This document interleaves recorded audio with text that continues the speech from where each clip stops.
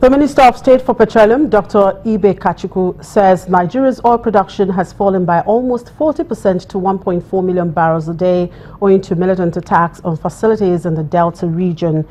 According to the minister, the country was producing 2.2 million barrels per day, but has lost 800,000 barrels recently. Nigerian oil output has been driven lower after attacks by a group calling itself the Niger Delta Avengers, which says it wants a greater share of oil profits and independence for the swampy region where residents have long complained of poverty. Attacks in the last few weeks have hit platforms belonging to Chevron and Shell.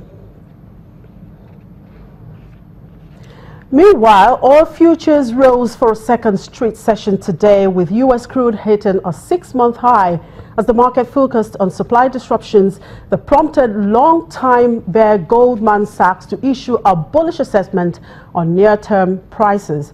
Oil prices have rallied for most of the past 2 weeks, owing to a combination of Nigerian, Venezuelan and other outages.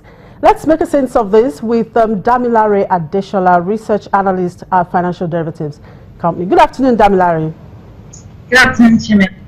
Right, oil prices reached a high, yet-to-date high of 49 barrels per day this morning, partly because of production cut in Nigeria owing to vandalization. Even though the oil price rally is good for Nigeria, what are the other implications of this vandalization to the Nigerian economy? First of all, when we speak about price, the benefit only comes if production is at the same level. But then, as you mentioned earlier, the production has fallen by about 40%. So what we're seeing is that we're not really enjoying the benefits of a higher price. But then, that being said, the vandalization is what is driving the shortfall in production. And the Forcados pipeline had a shortfall about 250, Mobile pipeline about another 250,000 barrels per day. So all of this has played into the production, and what that means basically is that the government has less revenue, and less revenue means that there's less government activity, and that's why they have gone ahead to remove the fuel subsidies, because there's an actual strain on the pockets of the government. So they're just trying to cut costs as much as possible to just maintain that level of revenue. Well, Damilare, when oil prices were falling, obviously Nigeria was at a disadvantage. Now that they seem to be rebounding, how much of a positive impact are we seeing or going to see on the economy? Well, normally in a normal situation, what should happen, ceteris paribus, is that price goes up and revenue goes. But as you mentioned, because production has in fact falling from about 2.2, the target is 2.2 to 1.65 in the month of April, what we have seen is that we haven't been able to get all those benefits that should come from higher prices. And so from the external reserves, there's been a depletion in external reserves. Is currently below the psychological level, about 26.76 at the moment. And so right now we're not really enjoying the benefit because of our shortfall in production. Okay, oil has just been discovered in Lagos. How much impact will that make on Nigeria's production output and its export market?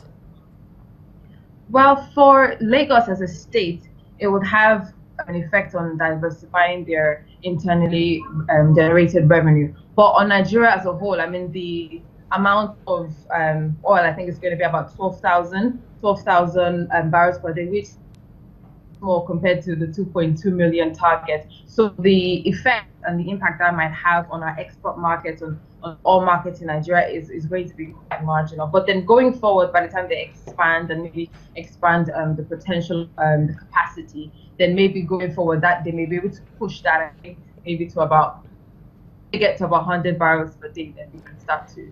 Right. Now, looking at these disruptions, of course, that have triggered a U-turn in the outlook for the oil market from Goldman Sachs. The bank, which had long warned of oil price crash to as low as $20, now sees U.S. crude trading as high as $50 in the second half of 2016. Do you see that happening? Yes, definitely. Yesterday, oil prices got to about 49.27, which is just a step away from $50 per barrel. So in the short term, if not in the next few days, we'll definitely see the price of oil threshold of $50 per barrel. Now, how long do you see this recent rally we have staying? How long?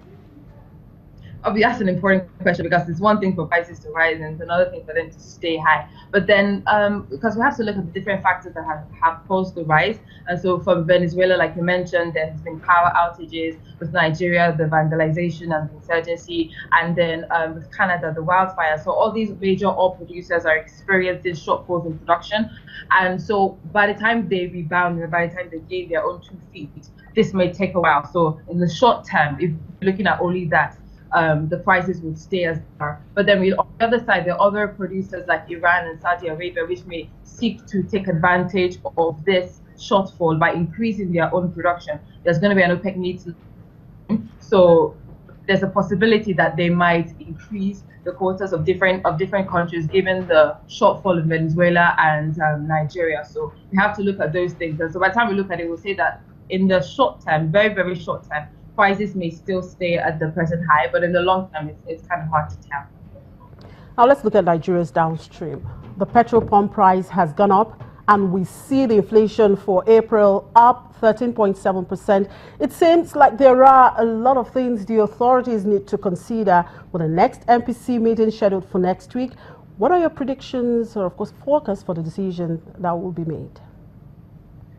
In a normal situation, when inflation is higher than interest, inflation is 13.7 now, and interest rates are about 12%. What the government will try to do is increase interest rates and a bit of tightening, so to attract inflow of capital. But then that would have negative effect on growth, because higher interest rates mean higher cost for the real sector when it comes to borrowing and lending. But then so it's possible for the authorities, the central bank, take a wait and see approach and just wait and see, because as you said, the higher pump price is probably going to be another uptick in inflation in the month of May. So given that, are they going to now come again and keep increasing and keep increasing? I think they would want to wait to see inflation sort of reach a balance and a level, so to speak, so that before they now implement a little bit of tightening. So when it comes to interest rates, then they keep interest rates as they are. But then when it comes to forex policy, as the